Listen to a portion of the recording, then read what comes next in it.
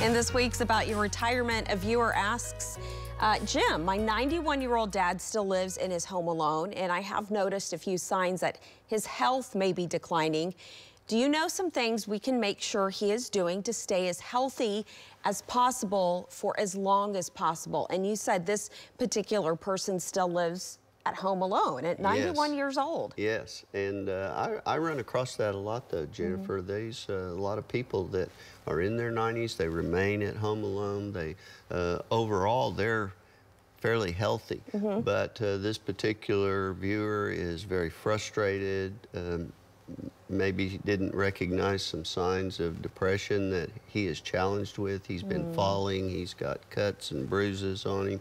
And so those are things that need to be dealt with before you even consider about living at home alone too long, and you know, getting back in shape and everything if you can.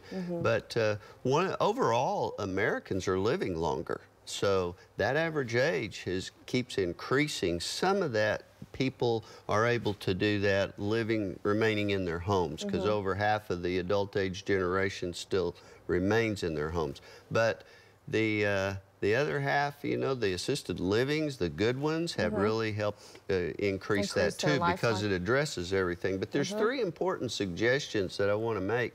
And the first one is nutrition. And this is one of the things that a lot of people fail at when they live at home alone, because they don't want to cook a full-blown nutritious meal.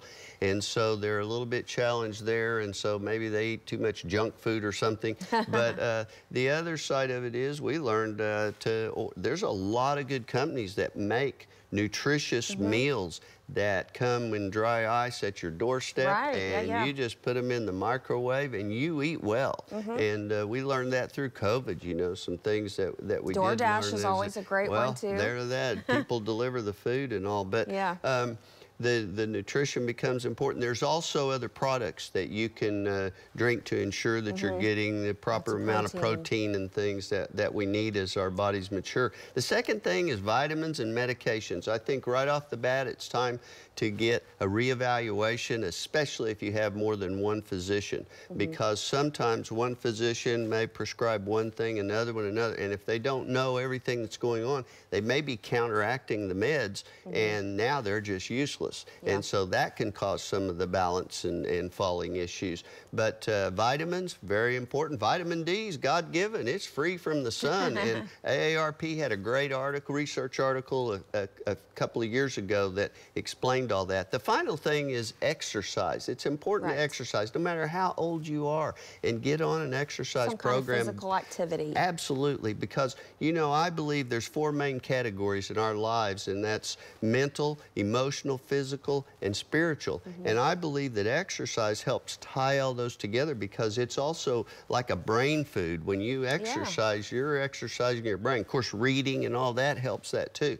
But so many things that we need to pay attention to that are very important if a loved one wants to remain in their home.